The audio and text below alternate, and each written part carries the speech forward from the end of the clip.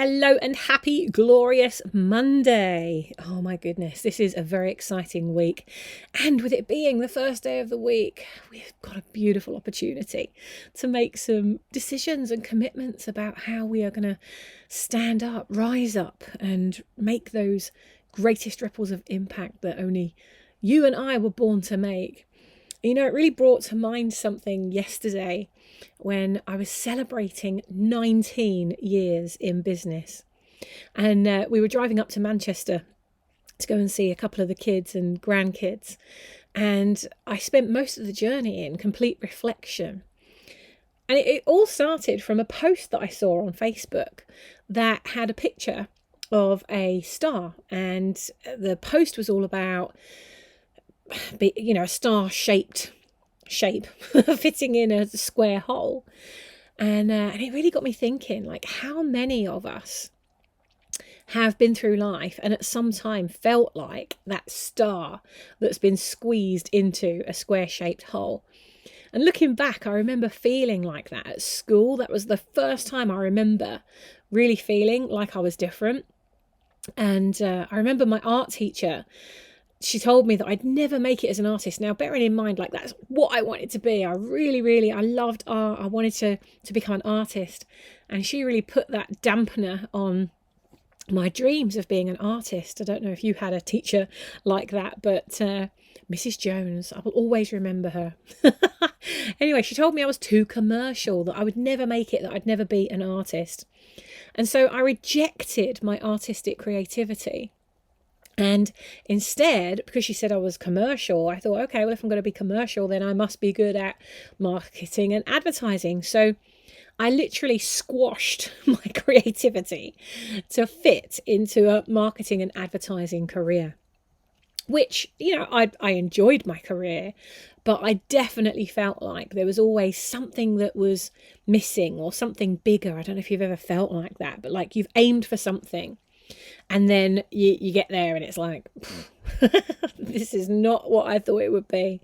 And that's ultimately what happened with me. And I felt like this squashed star throughout my entire corporate career. And I knew in my soul that I was not meant to stay there, all squashed and small and fitting in as best as I could. And the reality of that period of my life, when I look back on that, was that I was so desperate to fit in that I sacrificed myself a lot of the time. And when I look back now with my adult eyes, I see this young version of myself that was so desperate to fit in that I never ever said no to anything. I don't know if you've ever had that happen to you. Or, I mean, if it's happening to you now, then it's a good opportunity right now, listening to this, at the end of this, is just, get a bit quiet with yourself and think, like, how many times are you saying no to yourself because you're saying yes to everyone else? And if you're doing that, like, what is the motivation behind that? For me back then, it was because I wanted to fit in, and I'd never ever fit in. I was always the fat kid. I was always the outsider. I was always the one that I didn't get picked to go in teams. I was always on the outside, living on the edge of stuff. And now I look back at that and I'm like, great, I love being on the edge of things now, but back then as a kid I just didn't understand it. And so I ended up really putting my own needs last and effectively putting everybody else's needs first, just so that I would fit in. So it's no wonder, is it, that I burned out in the end? No wonder at all. And maybe you've experienced that burnout for the similar or same reasons as well. And you get to the point where you think, why did I put up with that?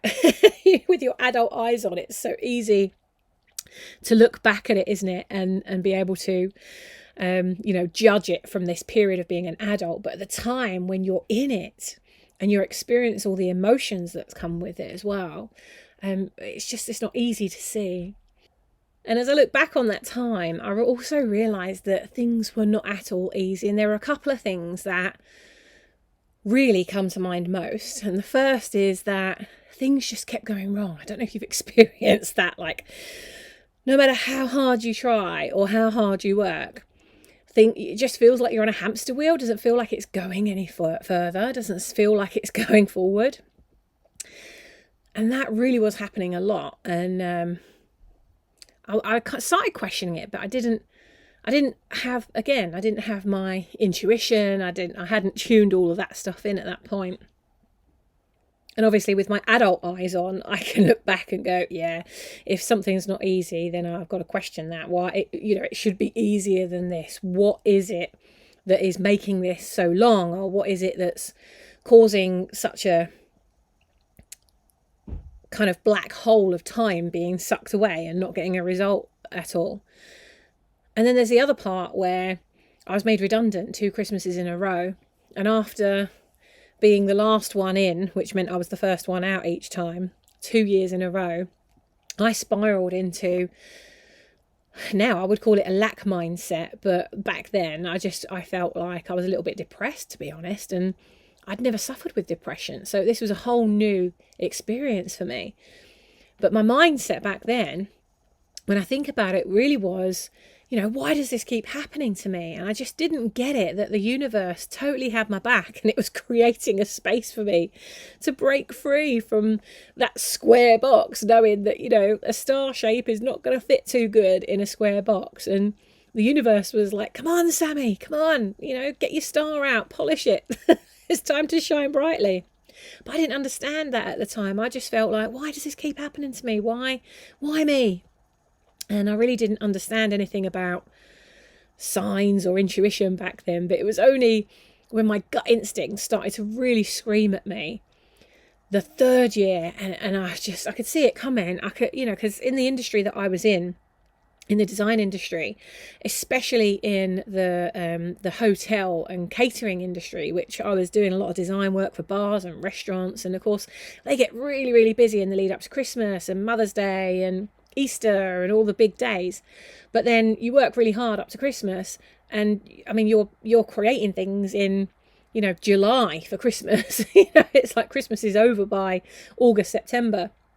And then there's Halloween and a fireworks night, and of course once those things are done, then they would let you go, and if you were the last in, then you were the first out. And that's what kept happening to me anyway, this 3rd year in a row.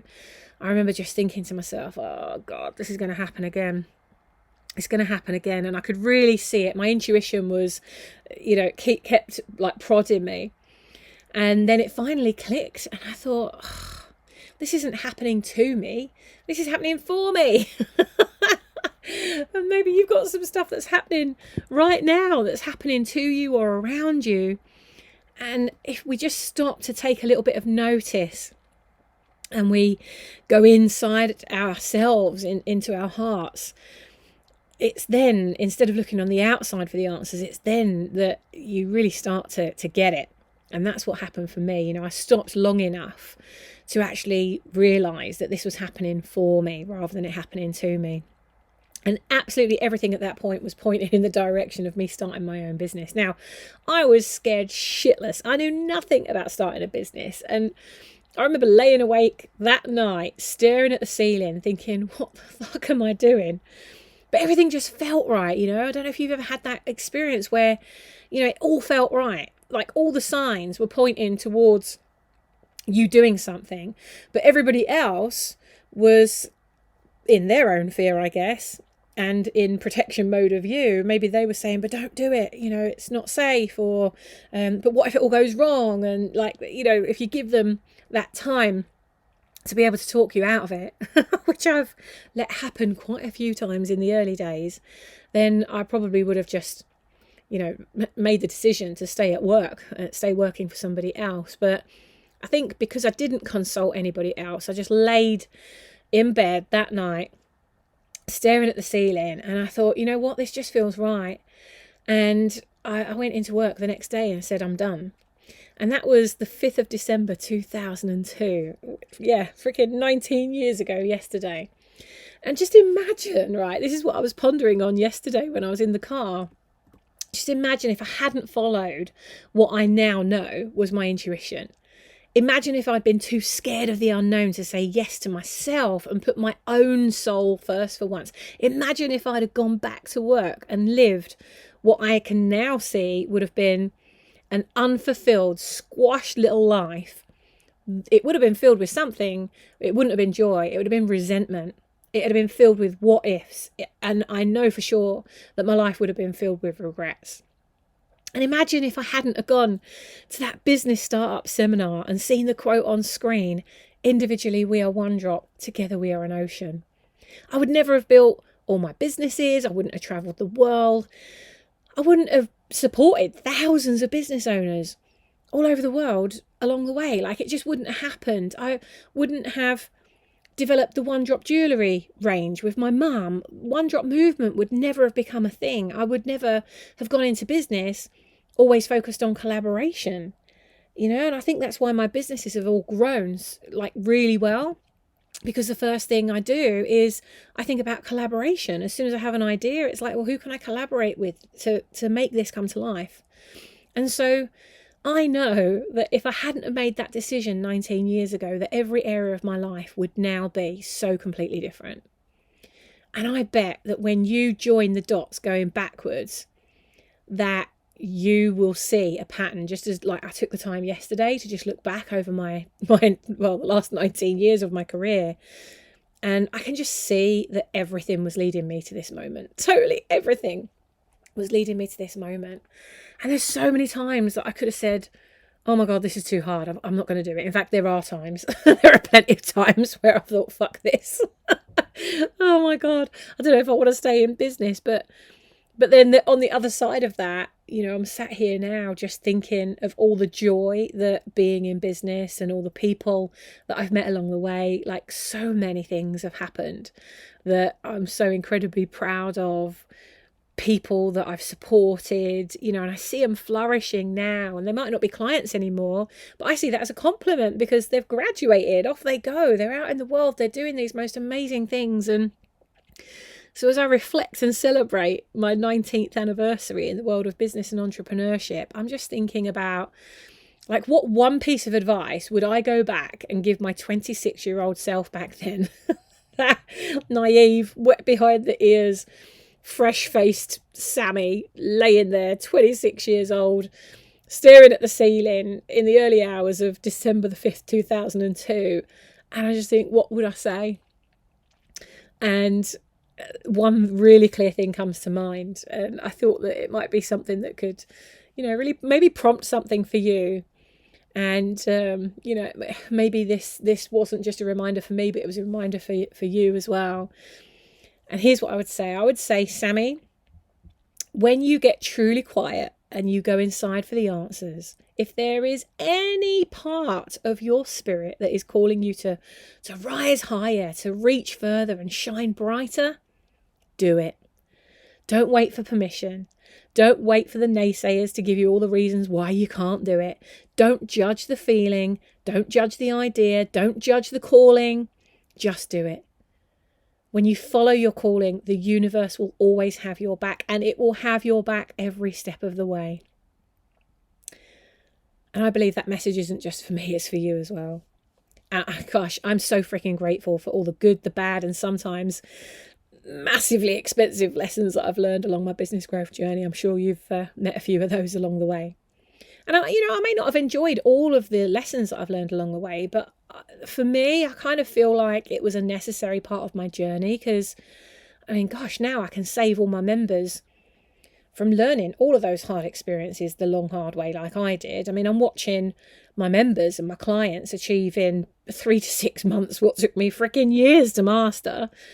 And for me, I just find it an honourable privilege that I get to do with them what I do each and every day, as I'm sure that when you sit down and you get quiet and you think about what you actually get to do in the lives of your clients each and every day, that's fucking special. Really special. And there may be people out there that say they do the same thing as you, but they will never do it the same way as you. You are completely unique. You are that star. And if anybody is trying to fit you into a square box, or if you are trying to fit your star into a square box, then isn't it time that you decided, actually, I'm a fucking star. I'm a freaking star. I'm going to polish my star and I'm going to get it out there. So I just urge you today, if there's any part of you that's feeling that you are being called to a higher purpose, or you can feel that your soul really wants to rise higher and your spirit wants you to reach further and shine brighter, then just do it. And don't talk to anybody about should I or shouldn't I do it. I don't think I'd have gone into business if I was laid in bed that night back in 2002 staring at the ceiling. If I'd have thought, you know what, I think I'll talk to my mum tomorrow, or I'll talk to my friends tomorrow, or if I'd have even thought about that, I wouldn't have just done it. I didn't judge it. I just felt the calling and I did it. And the only people that I spoke to about doing it were the people that I spoke to after I'd done it. It was like, right, now I've made the decision. Who do I now need to help me to make this happen? And so I picked people that I knew had been through the experience successfully. That was a key thing for me, that were already achieving the things I wanted to achieve, and that I could trust to just support me and not want anything, from me, not, well, I'll only do this for you if you do this for me. I wanted to be part of something greater. And now I knew that I had to invest. I knew I wasn't going to do it all for free. And in fact, that would be one of the other lessons that I learned, was when people did say, oh, you can come on this course and you could do this, you could do that. When they did it either like cheaply or for free, actually, I didn't take much notice of those things. It was the things I invested in, like really invested in. They were the things that I took really seriously. And of course, I did a podcast about that a few days ago. But I'm thinking about my journey now, like how I tend to work. And I get really motivated when I invest in something that, just really calls me to step in, to lean in and just go for it. So if there is a part of you that's feeling like you want to rise higher, you want to reach further and shine brighter, just do it. Don't talk to anyone about it, just do it. And I once heard a great saying that's now a favourite mantra for me. And it goes like this, and maybe you've heard it before. I would rather regret something I did than something I didn't do. So, my darling, dig deep, lean into your faith, and remember that faith as small as a mustard seed can move mountains. And you, my friend, are a mountain mover. Have a wonderful day, and I'll be back again tomorrow with another podcast for you. Take care. Lots of love.